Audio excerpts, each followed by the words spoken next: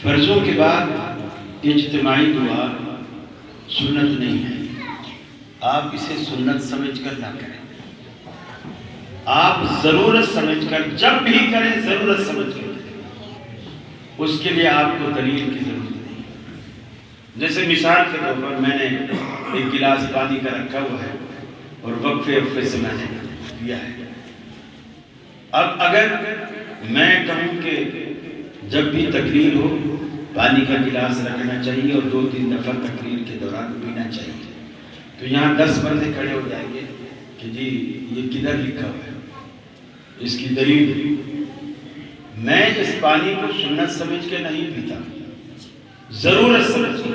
گلا خشک ہو جاتا ہے، چونکہ پنجاب والے ہمیں مچھلی کھلاتے ہیں، جب بھی آتے ہیں وہ مچھلی کھلاتے ہیں، اتفاق سے موسم بھی سردی کا ہوتا ہے، تو مچھلی تو آپ کو پتہ ہے دریا کی ہو یا سمندر کی ہو، پانی تو وہ مانگتی ہے، اس لیے پھر ہمیں اس کو ٹھنڈا کرنے کے لیے اوپر پانی ڈالنا پڑتا ہے۔ تو اب یہ میری ضرورت ہے، جب میں نے اسے ضرورت کہا، اب آپ مجھ سے دلیل نہیں مانگ سکتے کہ قاری صاحب اس کی دلیل نہیں، میری ضرورت ہے، ضرورت پر کوئی دلیل نہیں۔ سنت جب کہیں گے آپ کو دلیل دیں گے، آپ دعا کو ضرورت سمجھ کے مانگیں، اور یہ مسلمان کی ضرورت ہے۔ میں اکثر مولانا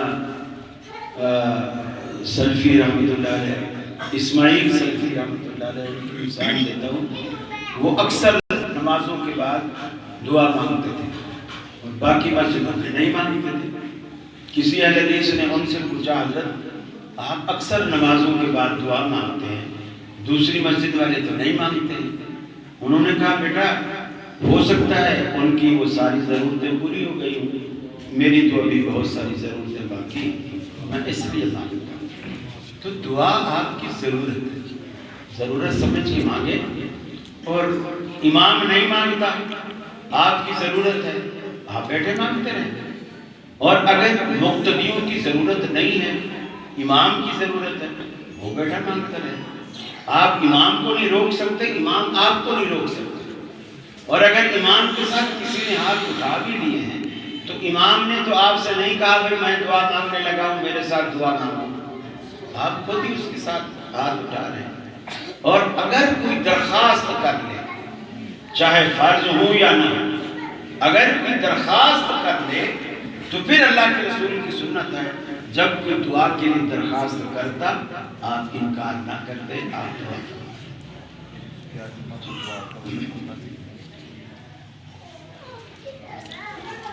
سوال ہے کہ جمعہ کے دن زوال کا وقت ہوتا ہے، زوال تو ہر روز ہوتا ہے۔ زوال کہتے ہیں سورج جب سر کے اوپر ہو اور ہمارا سایہ ہمارے نیچے چلے جائے، اس کو کہتے ہیں زوال، یہ ہر روز ہوتا ہے۔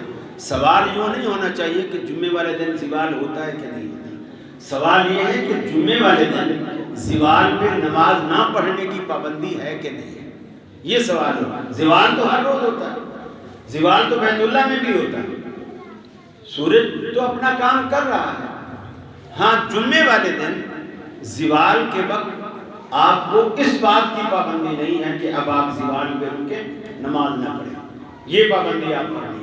جمعے والے دن جب بھی آپ مسجد میں آئیں آپ نماز پڑھیں، بالکل آپ زوال کے ٹائم پہ بھی آئیں تو بھی پڑھیں۔ بیت اللہ میں ہر روز، ہمارے ہاں تو جمعے میں، بیت اللہ میں ہر روز کبھی بھی زوال کی پابندی نہیں، زوال وہاں بھی ہوتا ہے، پابندی نہیں ہے، وہاں بھی آپ ہر وقت پڑھ سکتے۔ تیسرا سوال ہے کہ بارش میں نمازوں کو جمع کرنا کیسا ہے؟ رسول اکرم صلی اللہ علیہ وسلم سے جو مثال ملتی ہے، مدینے میں آپ نے ایک دن نمازیں جمع کی، ظہر اور عصر کی نمازیں۔ حضرت ابن عباس رضی اللہ تعالیٰ عنہ سے بیان کرتے ہیں، اور وہ فرماتے ہیں نہ تو بارش تھی، نہ بادل تھے، اور نہ دشمن کا خوف تھا، کسی بھی عذر کی بنیاد پر نہیں، بغیر عذر آپ نے 2 نمازیں جمع کی، عذر کوئی بھی نہیں، نہ دشمن کا خوف تھا، نہ بارش تھی، نہ بارش کا امکان تھا، یعنی بادل بھی نہیں تھے، آپ نے 2 نمازیں جمع کی۔ حضرت ابن عباس سے پوچھا گیا جب عذر کوئی نہیں تھا تو پھر آپ نے 2 نمازیں جمع کیوں کی؟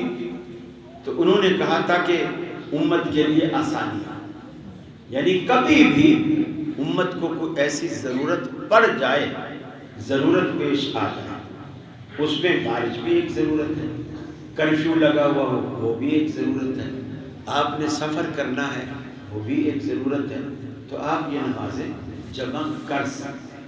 جب اللہ کے حبیب نے بغیر عذر کے جمع کی ہیں، بے شک زندگی میں ایک دفعہ کی ہے لیکن آپ نے اس سے منع نہیں کیا، تو اب آپ عذر کے ساتھ تو عمل کر ہی سکتے ہیں۔ باقی عام دنوں میں، عام حالات میں آپ ہر نماز کو اس کے وقت پہ پڑھیں۔ دم کرنے کا صحیح طریقہ، دم کرنے کا صحیح طریقہ، سوال ہے کہ دم کرنے کا صحیح طریقہ کیا ہے؟ شاید کسی بوتل والے نے پوچھوایا ہے۔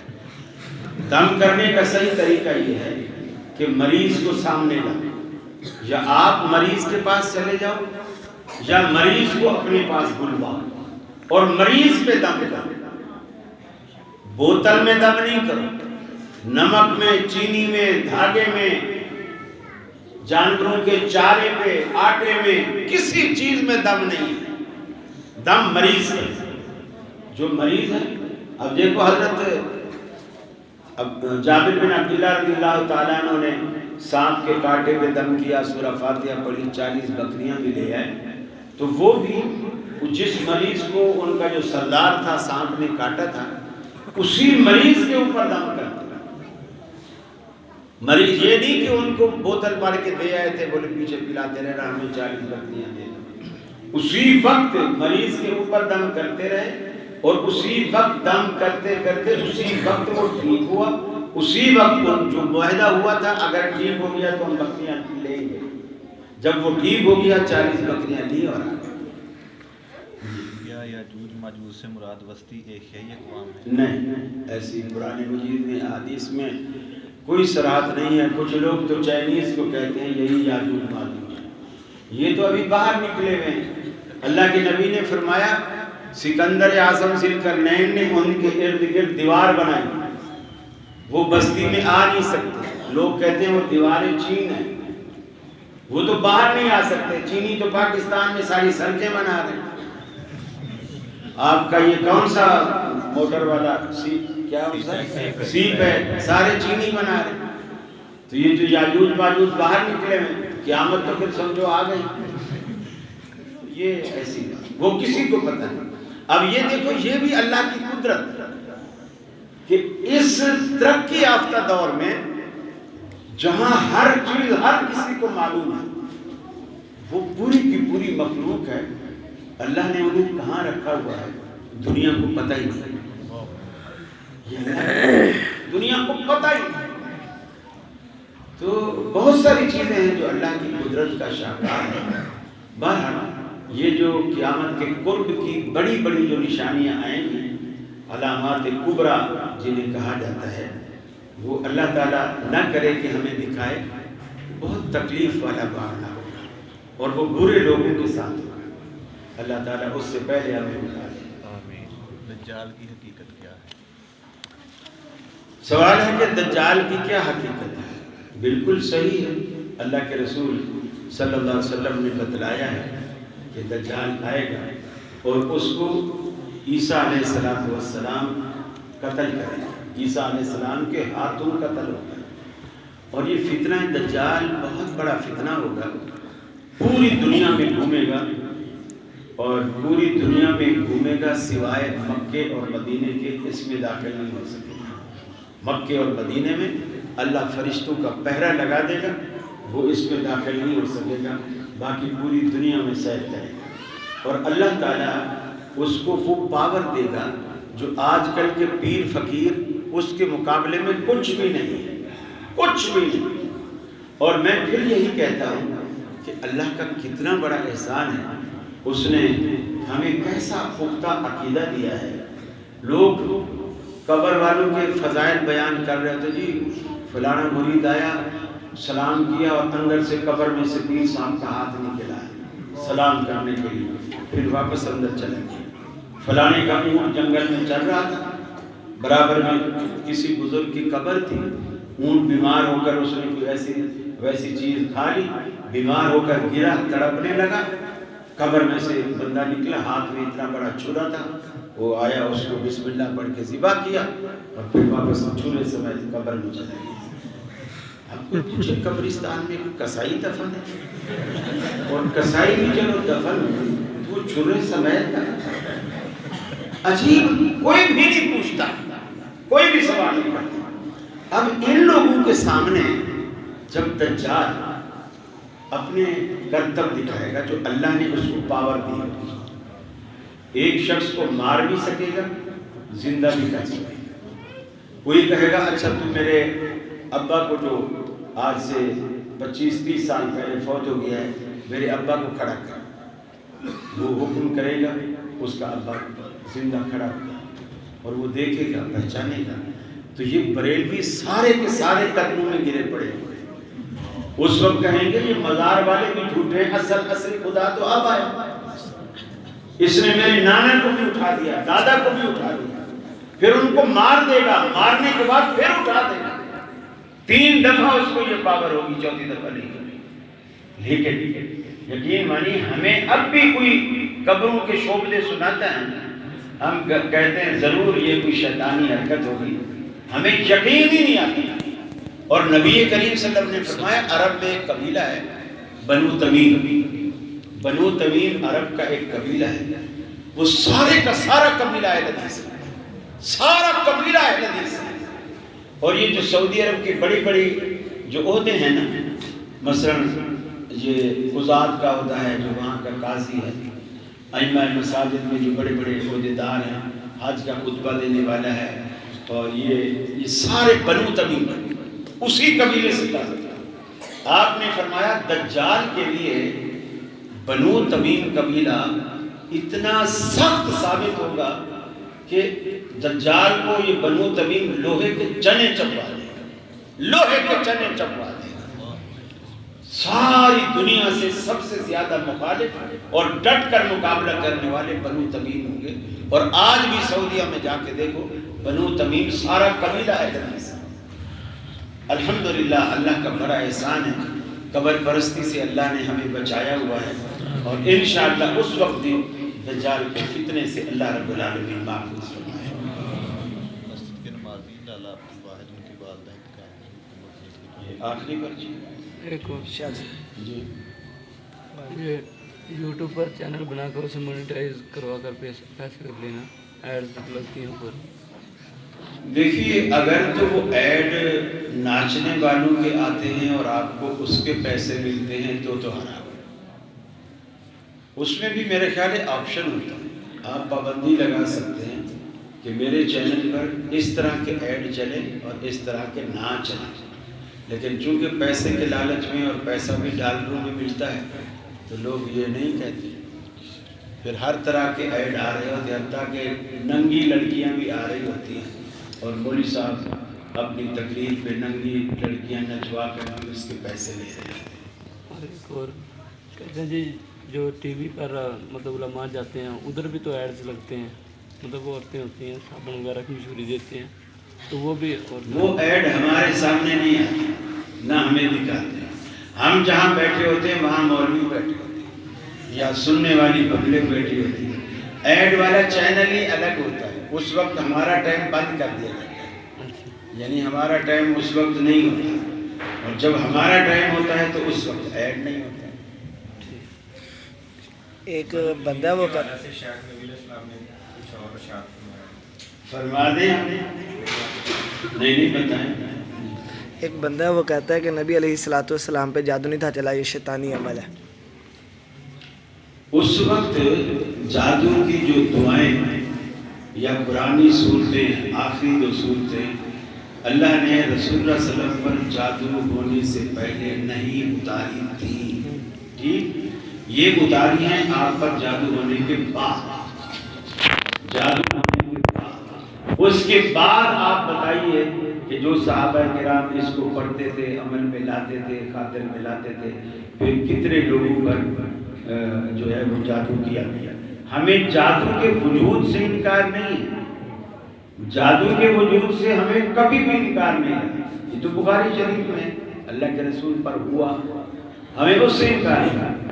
ہمیں بوتل میں تھوک ڈالنے، دھاگے پڑھنے، نمک چینی پڑھنے، اس پر اعتراض ہے۔ اس کو بتایا تھا کہ یہ صورتیں بھی اسی وجہ سے نازل ہوئی تھی، لیکن وہ کہتا ہے کہ ہو ہی نہیں سکتا۔ کون کہتا ہے؟ وہ ہمارا ڈرائیور ہے نا رکشے والا، اس کو جب ہوگا تو پھر اس کو بھی یقین آ جائے گا۔ اور وہ آپ بتا دیں بنو تمیم والا واقعہ، میرے ذہن میں نہیں آ رہا واقعہ۔ نبی علیہ السلام نے فرمایا کہ بنو تمیم میرا قبیلہ ہے۔ ہاں، یہ والی حدیث میں کیا ہے؟ وہ پھر 3 فضیلتیں جو حضرت ابو ہریرہ رضی اللہ تعالیٰ عنہ نے کہا کہ آپ نے بنو تمیم قبیلے کو اپنا قبیلہ کہا، یہ میرا قبیلہ ہے۔ تو یہ بھی دیکھیں کہ وہ قبیلہ اہل حدیث ہے اور اللہ کے رسول نے فرمایا یہ میرا قبیلہ ہے۔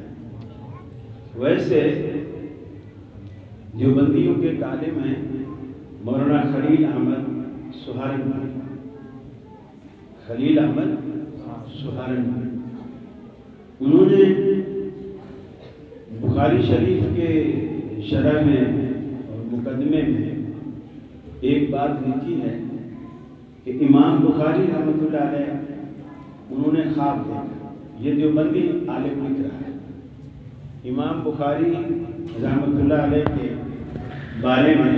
امام بخاری جنہوں نے یہ حدیث کی کتاب لکھی، ایک امام تھے امام محمد بن نصر المروزی، امام محمد بن نصر المروزی، وہ شافعی المسلک، امام شافعی کے شاگرد تھے، اور امام شافعی کی کتاب ہے کتاب الام، کتاب الام، تو وہ امام محمد بن نصر المروزی کتاب الام پڑھایا کرتے اپنے شاگردوں کو۔ تو خلیل احمد سہارنپوری لکھتے ہیں کہ اللہ کے رسول صلی اللہ علیہ وسلم امام محمد بن نصر المروزی کے پاس خواب میں آئے اور ان کو کہا، اے محمد بن نصر، تو کب تک امام شافعی کی کتاب الام پڑھاتا رہے گا؟ آخر ہماری کتاب کب پڑھائے گا؟ آخر ہماری کتاب کب پڑھائے گا؟ تو امام محمد بن نصر نے پوچھا کہ اللہ کے رسول آپ کی کتاب کون سی ہے؟ آپ کی کتاب کون سی ہے؟ تو انہوں نے کہا کتاب محمد بن اسماعیل البخاری، محمد بن اسماعیل البخاری کی کتاب بخاری شریف، رسول اللہ نے کہا یہ میری کتاب ہے۔ تو یعنی یہ نسبتیں، اچھا یہ ہم نے بیان نہیں کی، دیوبندی عالم اس خواب کو بیان کرتے ہیں۔ ہم خوابوں سے کوئی احکامات نہیں لیتے، لیکن جو لوگ لیتے ہیں وہ کم از کم ان باتوں کو بیان کرنے کے بعد ان باتوں کے نتائج اور ثمرات کو بھی تو مانا کریں نا، کہ آخر فقہ کی کسی کتاب کو اللہ کے رسول نے اپنی کتاب کیوں نہیں کہا؟ بخاری شریف کو اپنی کتاب کیوں کہا؟ امام بخاری رحمۃ اللہ علیہ جب بھی حدیث لکھا کرتے تھے، ہر حدیث سے پہلے وضو کرتے اور وضو کرنے کے بعد 2 رکعت نماز استخارے کی نیت سے پڑھتے، اور جب دل مطمئن ہو جاتا پھر اس حدیث کو بخاری شریف میں نقل کرتے۔ اب آپ اندازہ لگائیے، ہزاروں حدیثیں بخاری شریف میں ہیں، کتنی ہزار دفعہ انہوں نے وضو کیا ہوگا، 2 رکعت نماز پڑھی ہوگی، پھر اس حدیث کو بخاری میں درج کیا ہوگا۔ اللہ نے یہ رتبہ یوں ہی نہیں دے دیا، اس کے پیچھے بڑی محنت ہے، اور امام بخاری کی ماں کی دعائیں ہیں۔ آپ بھی ماں کی دعائیں دیا کرو، انشاءاللہ بخاری نہیں تو بخاری کے قدموں تک تو پہنچ جائے۔ جی برجی اگر شیخ ایک سجدہ رہ جائے رکعت کا تو رکعت دہرانی ہے یا رکعت؟ یہ چیزیں ارکان ہیں، رکوع، قیام اور سجدہ، یہ چاروں اور قاعدہ اخیرہ، ان میں سے کچھ چھوٹ جائے تو وہ رکعت نہیں ہے، بندہ اس رکعت کو شمار نہ کرے۔ آپ نے پڑھا ہے اس کا ثواب ضرور ملے گا، لیکن کھڑے ہو کر وہ رکعت پڑھے پھر سجدہ صاحب کرے، صرف سجدہ صاحب سے کام نہیں چلے گا۔ بس جی دعا کیجیے، کچھ ساتھی بیمار ہیں۔ جی عبد الواحد صاحب کی والدہ صاحبہ کا انتقال ہوا ہے، انہوں نے بھی آپ سے دعاؤں کی درخواست کی ہے، اور بھی جو لوگ بیمار ہیں، جو بے اولاد ہیں، جو محفوظ ہیں، جن کے بڑے فوت ہو گئے ہیں، ان سب کے لیے دعا کیجیے۔ اللہ رب العالمین سب پر اپنا فضل اور کرم